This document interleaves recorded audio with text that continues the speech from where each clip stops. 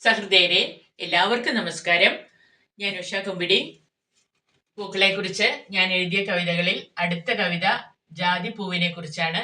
എല്ലാവരും എൻ്റെ channel subscribe ചെയ്യുകയും ലൈക്കും കമൻറ്റും തരികയും ചെയ്യണം. കവിതയുടെ പേര് നിനക്കായൊരു മരതക കൊട്ടാരം.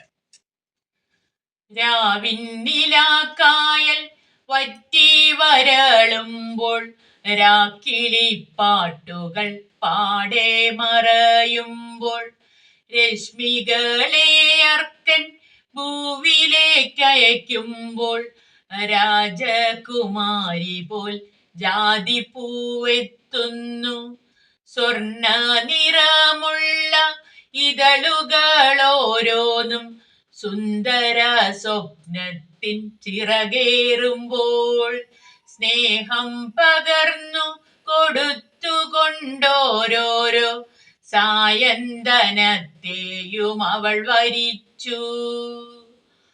ആദ്യാനുരാഗമായി നിറഞ്ഞ വസന്തമായി അനുരാഗലോലെ നീ അരികെ വന്നാൽ ആത്മാവിൽ നിറയുന്ന മധുരമൊരു പിടി അരുമയായി കരുതി വയ്ക്കാം നിനക്കായി, അരുമയായി കരുതി വയ്ക്കാം നിനക്കായി.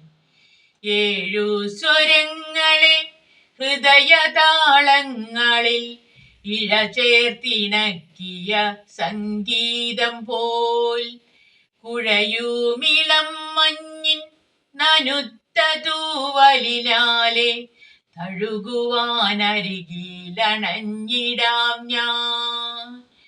ചിരിയും കരച്ചിലും ഇടകലർത്തിയവൾ ചില നേരം പറയുന്ന കാര്യം കേട്ടാൽ ചിതലരിച്ചിടാത്ത മൗനത്തിൻ ചീളിലും ചിതറിത്തെറിക്കുന്ന അർത്ഥം കാണും. ഇളം തെന്നലിന്മയിനോരം ചേർന്ന് ഇളകിയാടിയിടും ജാതിപ്പൂവിന് ഇളവെയിലിന്നിരു വിഴിയിലുമിടവിട്ട് തെളിയും തിളക്കത്തിൻ ചന്തമാണ്, തെളിയും തിളക്കത്തിൻ ചന്തമാണ്. നിലാവിൻ്റെ തുള്ളിയെ കാണുന്ന മാത്രയിൽ നിമിഷ നേരം കൊണ്ടൻ പാവം പൂവ് നിശബ്ദയായി മാറുവാൻ തിടക്കം കൂട്ടി എന്നിൽ നിന്നു മകന്നു പൊടി മണ്ണിൽ വീഴുന്നു.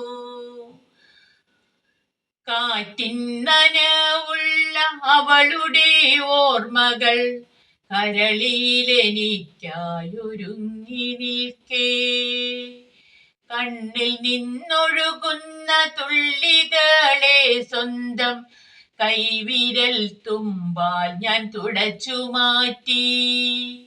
മഞ്ഞു കണത്തിന്റെ ചെറുതരികൾ മാത്രം മതിയാകും നിനക്കിനിയും തഴച്ചു പടരാൻ. മനസ്സിന്റെ മൂലയൊന്നിൽ നിനക്കു വേണ്ടി മരതക കൊട്ടാരം പണിതു വയ്ക്കാം ഞാൻ, മരതക കൊട്ടാരം പണിതു വയ്ക്കാം. നന്ദി, നമസ്കാരം.